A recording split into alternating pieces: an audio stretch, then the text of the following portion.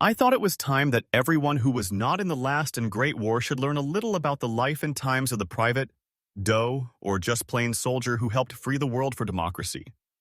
Many have read the books written by generals, chiefs of staff, and heads of state about World War II. I wonder just how many people know what the war was like from the private's point of view. Only other privates, I'm sure.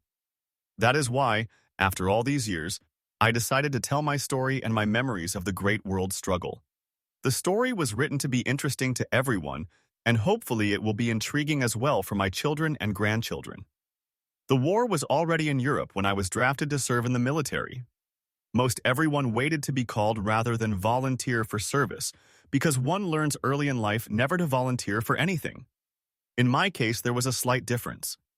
I was married with a beautiful wife, Isabel, and a baby daughter, Joan, so there was no I would have left them intentionally. On the other hand, strange as this may sound, I wanted to be a part of what was happening in Europe and to take part in the greatest conflict in the history of the world. Patriotism, the love of one's country, was taught in the home and in the school and became as much a part of a person as their religion. The conflict between my strong religious faith and my equally strong belief that it was my duty to serve my country gave me many uneasy thoughts. All this was resolved, and it was none of my doing. Up to this time, my job as a machinist in the defense industry in New Jersey had given me draft deferments until the government decided it needed soldiers more than defense workers. And then, one day a letter came in the mail signed by the President of the United States of America, Franklin D. Roosevelt, inviting him to defend our country in its hour of need. How could I refuse such a personal appeal? It was like getting an invitation to a prom with the promise of being able to join in the dancing. My problem or dilemma was settled. I was drafted with no more deferrals granted. Drafting a young father placed a very heavy burden on his wife and the rest of the family. Now it was the woman who was strong who persevered and had to carry on. The saving factor, if there was one, was that there were so many women in the same situation. While the women were saddled with added responsibility, worry, shortages because of rationing, and just trying to make ends meet, the men were off having a good time with the guys, playing with guns, drinking beer in the PX, traveling to all parts of the world, and just plain having fun. It was just not fair, but no one ever said life was fair. It was just the draw of the straw, so to speak. We had our tearful farewell, and to reassure Isabel, I told her that I was a survivor and that I would come home and spend the rest of my life making her happy. Whether or not my words consoled her, I don't know, but I really believed everything I said. Guns were as familiar to me as old friends. For I had been shooting a rifle at targets from the time I was 7 years old and shooting a shotgun from age 12. Proficiency with guns would be the key to staying alive. Before going any further, I should mention that I was 25 years old at the time I was inducted and had been on my own since I was 18. A year was spent in the CCC, which was the Civilian Conservation Corps. This organization was formed to help the unemployed and financially state forests. It was good, healthy outdoor work. Distressed youth of America by making jobs for them in national, and it was run by the military, although not as an official part of the Army. We were paid $4,000 a month, of which $3,200 was sent home to my mother, and $800 was given to each of us. It was here I learned how to get along in a male-only society. Because I had found a job on one of my trips home, I was released 1 month early from the CCCs. My job with the Delaval Steam Turbine Company had a starting wage of $0.371 per hour. When my pay reached $2,500 a week, Isabel and I decided to get married. We were only married 1 month before war was declared, and our first child was born the following year. I give you this condensed story in the hopes that this may explain some of my actions and the I conducted myself in the military. In other words, I was not some wide-eyed, naive kid. Induction into the Army took place at Fort Dix, NJ, only about 20 miles from home. After being inducted en masse, we were issued clothing, toilet articles, and such things as the Army thought important. One of the items that was very important was an identification tag with my very own number on it. This was to help the military identify me in a case I was wounded or killed. The tag had a hole in it and was strung on a chain, which I was to wear around my neck. These became known throughout the services as dog tags. Everyone got one and wore it. All the clothes given me were a little big, and the explanation was, "You'll put on weight." My boot size was measured by barefoot holding a bucket of water in each hand. "What's your foot size?" I was asked. 8.5D, I replied. Me standing, "Give the man a 9C," was the order. The Army was very scientific, and in this case correct. The first day had not ended, and already I disliked the Army. That evening when I was in the chow line getting my tray filled, one of the KPs grabbed my tray and tugged on it. Angrily, I looked up and saw the smiling face of Tom Flanagan, a friend with whom I had worked and hunted. Now that was a nice coincidence. We were assigned to the same basic training center at Fort Robinson, Arkansas, and shared the same barracks, which made life a little easier. The concept of basic training was a well-thought-out plan by the military to toughen the body and mind of the new recruit. They were very successful, as witnessed by the number of soldiers who went overseas to kill or be killed. The top commanders of the armed forces of the United States must have had access to a think tank that presented them with the problem. How do you get several militia people to fight a war not of their doing or choosing? One word comes to mind: hate. And how do you accomplish that? With propaganda. Basic training was simply to fine-tune that hate and give it direction, and was, as the records show, tremendously successful. Even though I knew what was going on, it worked with me as well, perhaps too well.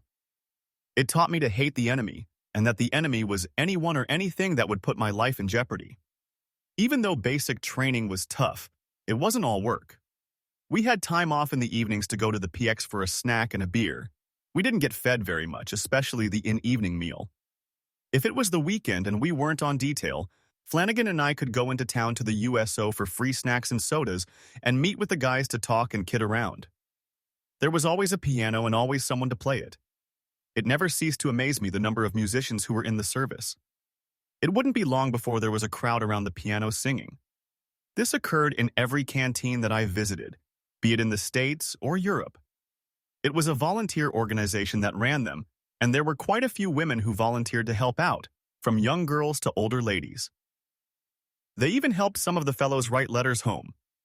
In a way, it was made to be a home away from home, and certainly filled the need to get away from the military, even for a few hours. A lot of recruits got homesick, and the USO helped. I believe now that I think about it, that places in Berlin and Frankfurt were called Red Cross canteens, but did virtually the same thing. This, of course, was after the war. Training for me ended in December, but Tom Flanagan's training ended earlier. On our last march at night of 25 miles, Flanagan had to drop out because of breathing problems and was taken to the Army hospital for evaluation. Army doctors determined that he was suffering from an acute asthma attack and would not continue training. The surprising thing about all this was that I had always suffered from allergies and asthma, but I never had an attack during basic training or the time I spent in Europe. Tom Flanagan and I were buddies and would have continued as such, but it was not meant to be. Being very outgoing, I made many acquaintances in the service, but only a few close friends. Before being sent overseas, I was given a few days to go home and see my family before reporting to Fort Meade, a replacement depot outside of Baltimore, Maryland. Needless to say, I made the most of the hours I spent with Isabel and Joan. This time frame was during the Christmas holiday season. Among the gifts that I received was a wool sweater that looked exactly like a military issue, maybe it was. It was given to me by the mother of one of my best friends, Bill Delosier, a lieutenant in the infantry. This sweater would cause me a little trouble later on. Isabel gave me a gold chain bracelet with my name and serial number on it that I wore through the war and a long time afterward. Other than love, there really wasn't much that a soldier could take with him that wouldn't have to be discarded later. Upon reporting to Fort Meade, I was assigned to a barrack with some of the men who had also taken basic training at Camp Robertson. Being with guys that I knew made things a little more pleasant. Maybe I should explain what an army barrack looked like on the outside as well as the inside. The buildings were rectangular in shape and varied in size. Some were even multi-story, but they all have about the same layout. Bunks lined both sides of the walls of the long side of the building, with the head end of the bunk to the wall, and the foot end facing out, which formed an aisle in the center. There was space enough between the bunks for a man to walk and maneuver to make up his bunk each morning. At the foot of each bed was a large wooden or metal box that served as a storage cabinet where clothes and personal items could be kept. These were called footlockers. The sleeping area for the men was open and took up about a half of the building. The rest of the building held the toilets, called a latrine, showers, and a room for a non-com in charge of the barrack. It was the task of the replacement depot to assign troops to the various theaters of the war. Because of the secrecy involving the movements of troops, we were not officially informed about where we were going or when we would go. The when part of the equation was soon and the where wasn't hard to figure out. If we were going to the Pacific, we would be in a depot on the West Coast, not on the East Coast. From the warm wool clothing issued to us, we deduced we were going to where it was cold, therefore Europe. Another duty of the personnel of the rappel depots was to see that we had all the equipment and all the clothing that we would need in our future endeavors. This included issuing us our weapons, which were 30 caliber semi-automatic rifles, called the M1. To my surprise, the rifle given to me had seen better days. It looked beat up and worn, with the stock dirty and dented. When I took it apart, I found that, outside of a little wear, everything, including the barrel, was fine and would perform adequately. These rifles, for the most part, had been picked up from the battlefields, sent back to the States to an Army Ordnance Center to be checked, repaired if necessary, and reissued. The non-com in charge of our barracks informed us that there would be an inspection to make sure that we had all the necessary clothing before being shipped out. We were to lay out all the articles of clothing on our bunks, and we were instructed as to how and where they wanted them placed. Everything had to be laid out in just one certain way. Perhaps that made it easier to examine. The inspectors usually would be a junior officer and a non-commissioned officer. We were also told that we were to stand at attention at the foot of our bunks when ordered to do so, giving the officer a clear view of the articles on each bed. The door of the barrack opened and we were called to attention. When I looked up, I was surprised to see a major with a sergeant. What kind of a major was this, I thought? Either he had screwed up somewhere or was some soda jerk given a commission. I watched from the corner of my eye as the inspectors went from bunk to bunk, sometimes making comments. Finally, they came to mine. "The major soldier," he said, "you have too many sweaters." "Yes, sir," I answered. "One is a gift I received at Christmas." I went on to explain how I got the sweater, throwing in as many sirs as I could. "That looks like government issue," he went on. "I know it does, sir, but it is not. It belongs to me." I was trying to keep my voice level. "Sergeant," the major ordered, "pick up that sweater." I could feel the hair rising on the back of my neck and the skin tightening on my forehead, which wasn't a good sign. The sergeant stepped forward. "Sergeant, do not touch that sweater." The sergeant stopped. "Sergeant, I gave you an order. Do it," the major barked. The sergeant did not move as I drilled him with my eyes. "Sergeant, tell your officer if he wants that sweater to pick it up himself." It was so quiet you could hear your own pulse. I could see the indecision and frustration and anger in the major's face. Without so much as a goodbye, the major turned and stormed out, not bothering to finish his inspection. Score 1 for the private.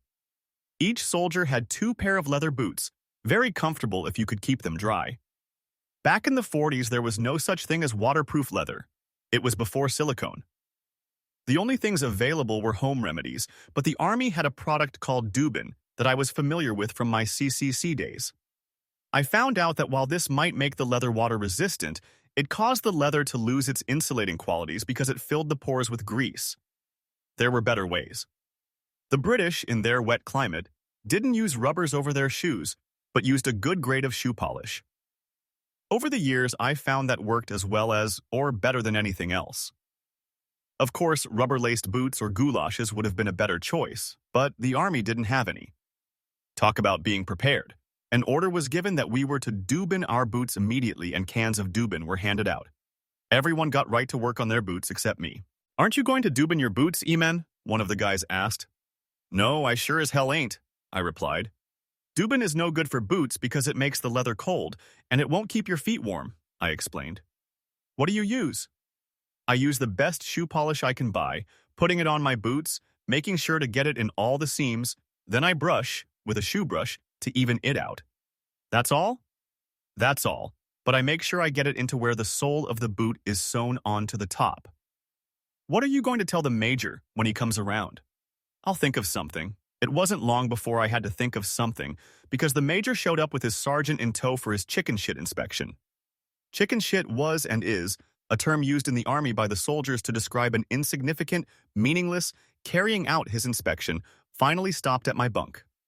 petty, unimportant order or command. Again, I watched as the major, "Is there any reason why your boots aren't due bind as ordered, soldier?" "Yes, sir." And I went on to tell him why it was not the right thing to do. "I gave you an order to dubin your boots. Are you going to obey or not?" His voice was raising in volume. "No, sir, I'm not. These are my feet, and I'm taking good care of them." I kept my voice in a conversational tone. "I've had enough of your insolence, soldier. If you don't shape up in a hurry, you won't be shipping out with your unit." He was now shouting. He was losing it. "Oh, thank you, sir. That's the best news I've had since I've been here. I'm quick going to call my wife and tell her." The major could no longer talk, he sputtered. He turned on his heel and exited almost running. Man, you're crazy. You're going to get in a lot of trouble," the guys said, almost in unison. "No, I'm not. Think about it. What in the hell can they do to me? Keep me here? I think not. They need every man and they'll ship us out of here as soon as they can." As soon as they can came sooner than I thought. A sergeant entered and ordered us to listen up. "You're moving out tomorrow morning at Avla 800 with all your gear. Are there any questions?" I didn't have any, and I didn't hang around to hear any. The announcement came a little after 9 in the morning. Losing no time, I got to a phone and called Isabel at her work to tell her the news. She seemed to take the news in stride and told me that she was going to call the train station to find out the time of the next train to Baltimore and that she would be on it. "Give me the number of the phone that you're using and I'll call you right back," Isabel said, and called me back in only a couple of minutes and said she was leaving for the station immediately and would arrive in Baltimore about 1 o'clock in the afternoon. I informed her that I would be at the station to meet her. Because we were in transit, so to speak, we controlled our own time, as long as we were where we were supposed to be at the time we were to be there. At 0800, I would be ready to move out. It was before noon that I walked into the train station to find out the schedule for arrivals. The ticket agent was very helpful and told me that the next train would pull in about 1 o'clock from Trenton. Good, I thought, I'll have time to grab a sandwich. Walking out of the station, I tried to remember where I had seen a luncheonette or a sandwich shop. One was close by, but where? While I was contemplating my next action, 2 girls approached me and asked if they could treat me to lunch. This had never happened to me before, not even remotely. Girls were never attracted to me, so their actions took me completely by surprise. Speechless, I stood there like some dummy, until I could finally tell them that I was there to meet my wife. "That's all right, we would like to take you to lunch anyway," they answered. "Well, thank you very much, I would love to go." They took me to a little restaurant about a half a block away. I asked for a cup of soup and a sandwich, and by the time I finished, I had told them the whole story. "That is just so romantic," they gushed. It turned out that they had just felt sorry for a lonely-looking soldier. Their boyfriends were in the service, and they knew what it was like to be separated. Good luck was their parting words as they went their way and I mine. As I headed back to the station to wait for Isabel, I wondered why I had not taken their offer at face value instead of getting flustered. Not many things made me uneasy, but women always did. The voice that came over the loudspeakers announcing the coming and going of all the trains sounded exactly like the voice in every other station. It was like a recording, but you knew it couldn't be because every arrival and departure would be different. As I was listening for the announcement of that special train from New York, I could feel a rising excitement knowing that I would be seeing Isabel. She was not only the light of my life, she was my whole life. It was she who taught me to laugh and love. When she smiled, her eyes smiled. She was just a totally upbeat, vivacious person, and she was mine. My love for her filled my entire being. Never in my wildest dreams did I think one person could love another so completely. In my dreams of fantasy, Isabel was always the no one else. Wasn't that strange? Woman. Finally, the words train from New York to Washington arriving on track. Quickly, I rushed to the platform to see the train coming into the terminal. It slowed and stopped, and quite a few people got off. Impatiently, I scanned the passengers, and there she was. She must have seen me at the same time as I saw her, for her face lit up with recognition. I ran to meet her, apologizing to the people that I bumped on my way, and took her in my arms for a hug and kiss. Her words came tumbling out. "I came right from work," she reminded me. "I don't have clothes and very little money, and I have to wire home and have mother send me some." "Let's go to the hotel and see if we can get a room and see if we can call home from there," I said as calmly as I could. Arm in arm, oblivious to the cold, we walked to the hotel across the street from the station and went up to the front desk. "What can I do for you?" asked the clerk without any cordiality whatever. It must be remembered that in those days, hotels would not permit unmarried couples to occupy their rooms. A soldier and a pretty girl without luggage were highly suspicious. "We would like a room for tonight, please," I answered. Appeared. "Are you married?" was the next question. With that, the manager, "Yes, we are," Isabel stated, and directed her attention to the manager and told him the whole story of the day's events, and she added, "We don't have any money, but if I can use your phone, I'll call home and have my mother wire me some. Could I have it sent here?"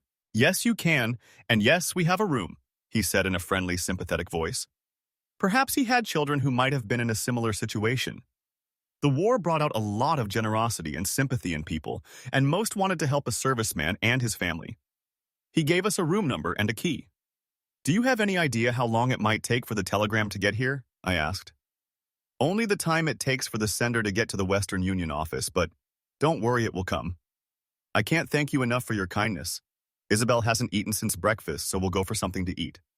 "Do you have any money?" "We have enough for dinner, thank you." Can you imagine a hotel manager doing something like that today? Times were different then, with all our lives in turmoil.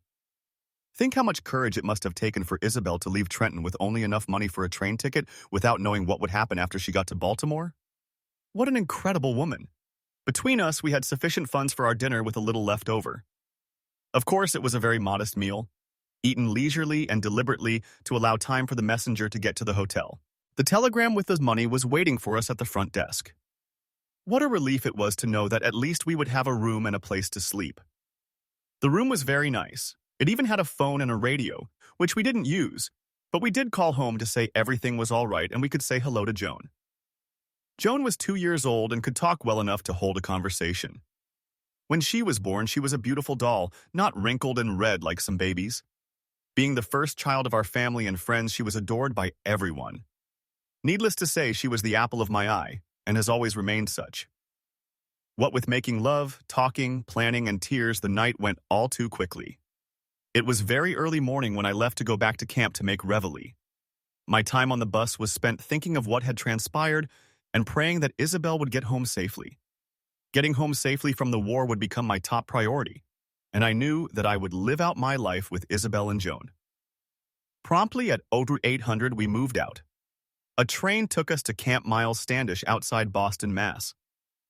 It felt like the coldest place on the planet with the strong wind coming off the water, cutting through our clothing as if we weren't wearing any. That night we were loaded on a Liberty ship, shown to our quarters and assigned bunks. Mine was next to the cold steel hull.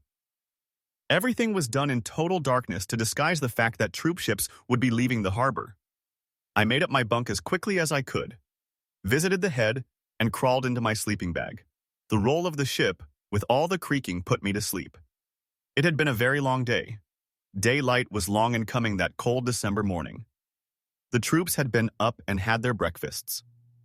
The mess hall was placed in the center of the ship, where the pitching and bucking would be at a minimum. The various sections of the boat had specific dining times. When you got to the dining area, you got in line, and when it came your turn, you got a tray. Food was placed on it, and you found an empty spot at one of the long, high tables. You stood to eat, usually holding on to the tray with one hand and eating with the other. As the days passed by and the weather worsened, fewer and fewer made eye the chow line. Sometime after breakfast, I went up on deck to look around. Wherever I looked, in all directions, I saw ships. Sometime during the night, we had joined a convoy. Dispersed among the troop ships were Navy vessels, mostly destroyers. The ships in the convoy traveled in total blackout and radio silence lest the enemy be warned. Positions were assigned each ship, and it was up to the captain to keep his craft in its correct place in the fleet. The convoy never went on a straight path for any length of time, but changed direction periodically. This was to prevent being ambushed by a submarine pack. The fleet moved only as fast as the slowest boat, so we were vulnerable to attack by the German U-boats. A gun emplacement was on the fantail of every merchant ship and was manned by the Navy. The ship's crews were members of the Merchant Marine and were paid very well for their time at sea, while the gunners were Navy personnel getting Navy pay, which was a lot less. Every day I spent most of my time on deck, observing the flotilla, and each day it seemed to me that the seas were getting higher. All the waves had white caps. The bow of the ship would plow into the oncoming waves, bury under the wall of water, then laboriously rise to send sheets of water everywhere. When I asked one of the ship's officers if this was a bad storm, he said no. This is the North Atlantic in the wintertime and quite normal, actually. How thankful I was that I was in the Army because when I was inducted, I had selected the Navy. Talk about being lucky. I had watched the destroyers every time that I was on deck, fighting their way into the towering seas, lifting out of the water on the crests until most of the hull was clear of the ocean, then falling into the troughs to repeat the process over and over endlessly. They looked too small to be so far from land. It was fascinating to watch, and only the cold would drive me inside. The sea reflected the mood of the sky. When the skies were gray and stormy, the ocean became ominous and dark, almost black and threatening as it hissed by, sending a warning to those foolhardy enough to enter or unlucky enough to fall in. It was just such a day that I was alone on deck, at least I didn't see anyone, that I witnessed an event that I will never forget. Off our port side, about a quarter of a mile away, struggled a destroyer. It was small, probably an old World War I destroyer that was recommissioned because we were short of such craft, and they were needed for escort duty. Even to my untrained eye, it appeared to be having trouble with the very high swells, and its bow would go into